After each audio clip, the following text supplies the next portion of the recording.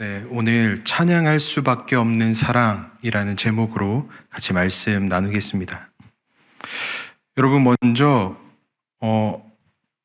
한 가지 예화를 말씀드리겠습니다. 이 부모가 핸드폰을 보는 것이 자녀들에게, 어린 아이들에게 어떠한 영향을 미칠까요? 혹시 아십니까?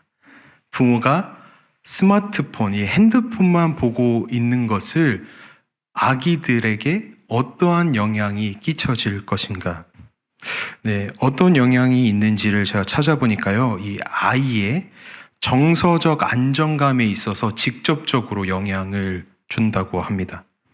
영유아기의 이 아이들에게는 애착 형성이라고 하는 것이 매우 중요한 시기인데, 이 부모가 자녀의 눈을 맞추지 않고 자녀가 무엇인가 행동하는 것에 관심을 가지지 않고 핸드폰만 들여다보고 있으면 이 어린 아이로 하여금 정서적으로 불안을 야기한다라고 합니다.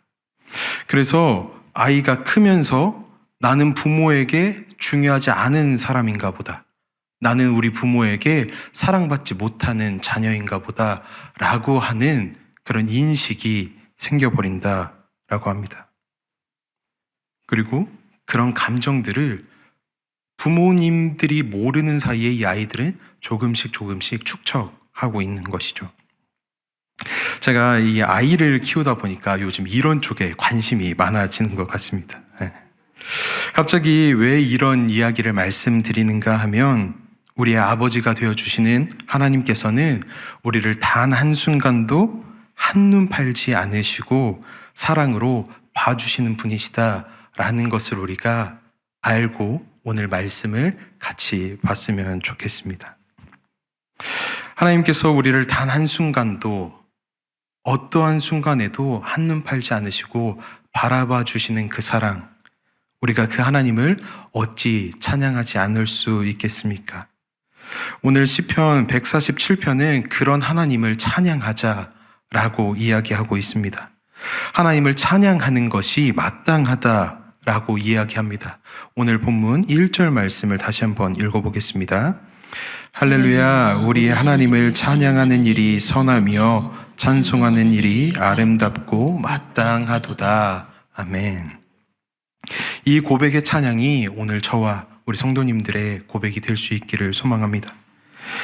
이 시편 147편을 쓴 시편 기자는 하나님을 찬양할 수밖에 없는 이유에 대해서 오늘 말씀에 서술하고 있는데, 성도 여러분, 하나님을 찬양한다 라고 하는 것이 어떤 의미일까요? 찬양한다 라는 것에 대한 의미를 한번 생각해 보셨으면 좋겠습니다. 하나님을 찬양한다 라는 것은 단순히 우리가 노래하는 것만을 뜻하는 것이 아닙니다. 하나님의 말씀에 우리가 반응하는 것이고, 하나님을 높이며 하나님을 기뻐하는 것이 바로 하나님을 찬양하는 것이다 라고 우리는 알아야 합니다. 1절에 하나님을 찬양하는 일이 선하고 아름답다라고 말씀하고 있습니다. 이 선하고 아름답다라는 단어를 히브리 원어로 보면요, 선하다는 토브, 익숙한 단어이시죠? 토브라는 단어를 쓰고, 아름답다는 나임이라고 하는 단어를 쓰고 있습니다. 이 토브는 아시는 것처럼 좋다, 또 선하다, 기쁘다 라는 의미를 가지고 있고, 이 나임이라는 단어는 매우 기쁘다 라고 하는 의미를 가지고 있습니다. 즉, 하나님을 찬양하는 것이 우리에게 있어서 매우 기쁜 일이다, 매우 즐거워할 일이다 라는 것을 이 기자가 얘기하고 있는 것입니다. 또 그것이 성도로서 마땅히 해야 할 일이다 라고 말씀하고 있습니다. 성도 여러분, 마땅히 하나님을 찬양하며 찬양함이 우리에게 기쁨이기를 소망합니다. 제가 또 이 소년부를 담당하고 있지 않습니까? 그렇다 보니까 이 어린이 찬양을 가끔 할 때가 있는데, 이 어린이 찬양 중에 이런 찬양이 있습니다. 여러분 많이 아실 텐데, 찬양이 언제나 넘치면 은혜로 얼굴이 환해요. 성령의 충만한 모습을 서로가 느껴요. 라고 하는 이 찬양이 있습니다. 하나님을 찬양함이 우리 삶에 넘치면 우리의 얼굴빛이 바뀝니다. 우리의 삶이 변화됩니다. 우리의 삶과 얼굴이 기쁨으로 은혜로 넘칠 줄을 믿습니다. 그 모습을 다른 사람들이 먼저 알게 될 것입니다. 이 시편 147편의 시편 기자는 다시 한번 우리가 하나님을 찬양할 수밖에 없는 이유에 대해서 명확하게 이야기합니다. 본문 2절과 3절 말씀입니다. 읽어보겠습니다. 여호와께서 예루살렘을 세우시며 이스라엘에 흩어진 자들을 모으시며 상심한 자들을 고치시며 그들의 상처를 싸매시는도다. 아멘. 오늘 이 본문 2절의 말씀과 또 13절의 말씀을 통해서 이 70인역과 라틴어 역본 성경은 오늘 시편 147편의 표제를 학개와 스가랴의 시라고 하는 제목으로 소개하면서 이 포로기 이후에 쓰여진 시일 것이다 라고 추정하기도 합니다. 무너진 예루살렘을 다시 세우시고 흩어진 하나님의 백성을 다시 모으시고 그들의 마음을 회복시키시고 그들의 상처를 싸매시고 그렇게 하신 것과 같이 하나님께서는 오늘도 여전히 우리의 예배를 매일같이 세우시고 우리의 피난처가 되어주시며 언제 무너져 있을지 모르는 우리의 마음을 위로하시고 우리의 아픔을 싸매십니다. 우리의 아픔을 그냥 두지 않으시고 우리가 어떠한 관계에서의 상처, 실패 속에서의 좌절 또는 질병으로 인한 그 고통 속에 있는 우리를 항상 싸매시고 보호하시고 회복시키시는 분이 우리 아버지 되신 하나님이시다라는 것을 명확히 얘기합니다. 또한 하나님께서는 우리의 이름을 불러주십니다. 본문 4절 말씀입니다. 읽어보겠습니다. 그가 별들의 수요를 세시고 그것들을 다 이름대로 부르시는도다. 아멘. 저 하늘의 별들을 다 세시는 분이 하나님이십니다. 우리는 평생이 가도 다 셀 수 없는 알지 못하는 그 별들을 하나하나 다 세시며 이름하시는 분이 하나님이십니다. 그만큼 세밀하게 또 세심하게 우리의 이름을 불러주시는 분이 우리 주님이십니다. 이 이름하니까 한 가지 생각나는 시가 있었습니다. 오늘 또 시편 말씀을 보고 있는데 어떤 시인가 하면 우리 성도님들도 잘 아시는 시일 텐데 이 김춘수 시인의 꽃이라고 하는 시가 생각이 났습니다. 내용은 이렇습니다. 내가 그의 이름을 불러주기 전에는 그는 다만 하나의 몸짓에 지나지 않았다. 내가 그의 이름을 불러주었을 때 그는 나에게로 와서 꽃이 되었다. 라고 하는 시입니다. 성도 여러분, 우리는 모두가 하나님께서 부르신 꽃입니다. 그저 하나의 몸짓이 아닌 하나님께 한 분 한 분 의미가 있는 주님의 자녀다라고 하는 것을 우리가 잊지 않기를 소망합니다. 그런데 저는 이 시의 이 앞부분보다 뒷부분이 더 와닿았습니다. 뒷부분의 내용은 이렇습니다. 내가 그의 이름을 불러준 것처럼 나의 이 빛깔과 향기에 알맞는 누가 나의 이름을 불러다오. 그에게로 가서 나도 그의 꽃이 되고 싶다. 라고 하는 것이 이 시의 뒤에 나오는 이야기입니다. 하나님께서는 우리를 의미 있다 라고 말씀하시고 우리의 이름을 매일같이 불러주시는데 우리가 이 사실을 놓칠 때가 있는 것 같습니다. 사람은 누구에게나 의미 있는 존재이고 싶어 합니다. 신앙생활에서도 그런 것 같아요.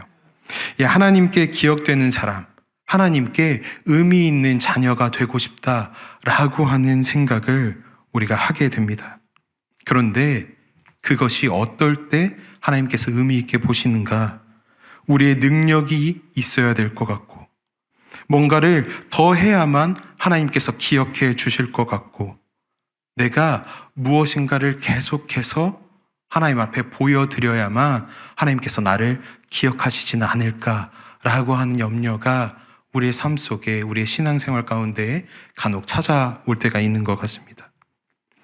스스로 약해지고 무너질 때 하나님께서 나를 그냥 버려두시지는 않을까, 나를 사랑하지 않으시는 건 아닐까라고 하는 염려가 몰려오기도 합니다.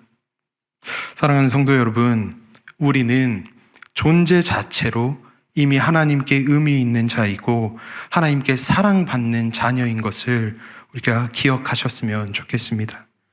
내가 잘나지 않아도, 세상이 요구하는 능력이 없어도, 때로는 무너지고 좌절할 때가 있어도 하나님께서는 나라고 하는, 하나님의 자녀라고 하는 그 존재 자체만으로 의미 있다라고 말씀하시고 친히 우리의 이름을 부르시며 우리를 기뻐하시는 분이신 것을 우리가 믿음으로 고백할 수 있기를 바랍니다. 본문 10절에서도 말씀하십니다. 오늘 본문 10절과 11절 말씀입니다. 읽어보겠습니다. 여호와는 말의 힘이 세다 하여 기뻐하지 아니하시며 사람의 다리가 억세다 하여 기뻐하지 아니하시고 여호와는 자기를 경외하는 자들과 그의 인자하심을 바라는 자들을 기뻐하시는도다. 아멘. 이 세상은 능력이 있거나 재력이 있거나 어떠한 권력이 있거나 힘 있는 사람을 의미 있는 사람으로 여기고 그들을 좋아할지 모르겠으나 하나님께서는 하나님을 경외하는 자, 하나님의 인자하심을 바라는 자들, 그들을 기뻐하신다라고 분명히 말씀하십니다. 우리의 믿음이 흔들려도, 때로는 우리가 하나님 앞에서 방황하는 때가 찾아온다 하더라도 그 모습 그대로 우리를 값없이 사랑하시고 받아주신다라고 하는 것입니다. 우리가 죄로 인해 사망의 길로 가지 않게끔 하시기 위해 예수 그리스도를 우리에게 보내주실 만큼 우리를 사랑하시는 분이 하나님이시다라고 하는 말씀입니다. 그런 하나님을 어찌 우리가 찬양하지 않을 수 있겠습니까? 그 하나님을 어찌 우리가 사랑하지 않을 수 있겠습니까? 다시 한번 이 시편 기자는 하나님을 찬양함이 마땅한 이유를 이야기합니다.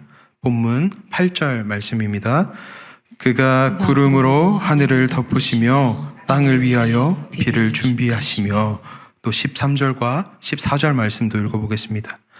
그가 내 문빗장을 견고히 하시고 내 가운데 있는 너희 자녀들에게 복을 주셨으며 내 경내를 평안하게 하시고 아름다운 밀로 너를 배불리시며. 아멘. 하나님께서는 우리를 보호하시고 우리의 필요를 분명하게 채워주십니다. 우리의 마음과 우리의 이 믿음의 삶을 지켜 보호하십니다. 또한 하나님께서는 우리에게 평안 주시기를 원하십니다. 그런데 여기에서 단순히 우리의 쓸 것 또는 세상적인 필요만을 채우시는 걸 말씀하시는 것이 아닙니다. 하나님께서는 심령이 가난한 자를 일으켜 세우시어 천국을 보게 하시고, 또 애통하는 자들을 위로하시고 의에 줄이고 목이 마른 자들의 그 갈증을 해결해 주십니다. 하나님의 자녀를 긍휼히 여기시며 의를 위하여 박해받는 본인의 자녀들을, 본인의 백성들을 구원하시는 분이 바로 우리 하나님이십니다. 예수님께서도 말씀하십니다. 그러므로 염려하여 이르기를 무엇을 먹을까, 무엇을 마실까, 무엇을 입을까 걱정하지 말라라고 말씀하시고, 또 수고하고 무거운 짐진 자들아 다 내게로 오라 라고 말씀하십니다.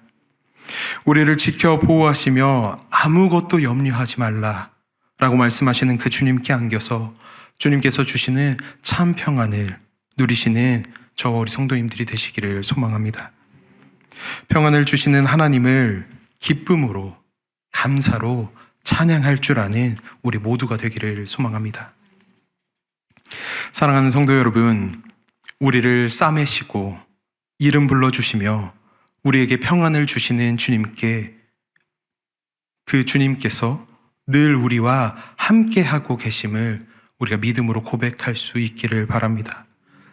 저기 어디 멀리서 일하시는 것이 아니라 우리의 가장 가까운 곳에서 우리와 함께 하시는 분이 우리 주님이시다라고 하는 이 사실을 우리가 기억하기를 원합니다. 이렇듯 찬양할 수밖에 없는 사랑이신 이 하나님, 말씀으로 또 성령으로 함께 하시는 우리 주님, 한없는 사랑으로 우리를 품으시는 그 주님을 기쁨으로 찬양하며 주님께 나아가시는 저와 우리 모든 열린베들교회 성도님들이 되시기를 주님의 이름으로 소망합니다. 하나님을 찬양하는 것이 우리에게 기쁨이요 마땅히 우리가 해야 할 일이며, 하나님의 그 긍휼과 그 무한하신 사랑을 우리가 찬양하지 않을 수 없다라는 것을 오늘 하루의 삶 가운데에서도 고백하고 우리의 입술로 찬양하실 수 있기를 소망합니다. 같이 기도하시겠습니다. 참 사랑이신 하나님 아버지, 감사합니다.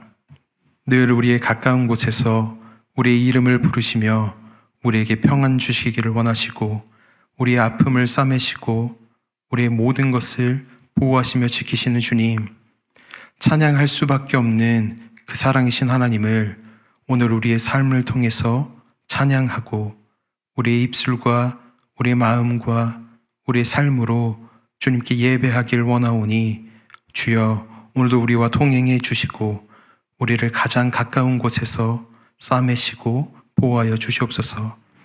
늘 말씀으로 성령으로 함께 하시는 하나님 앞에 우리 있는 모습 그대로 나아가기를 원하오니, 주여 우리의 삶을, 우리의 예배를 기뻐 받아 주시옵소서. 다시 한번 주님 앞에 고백하오니 하나님의 그 무한하시고 긍휼하신 사랑에 힘입어 찬양할 수밖에 없는 우리 주님을 우리가 마땅히 찬양할 줄 아는 주님의 믿음의 자녀들이 될 수 있도록 아버지 인도하여 주시옵소서. 감사드리며 이 모든 기도 우리 주 예수 그리스도의 이름으로 아버지께 기도드립니다. 아멘.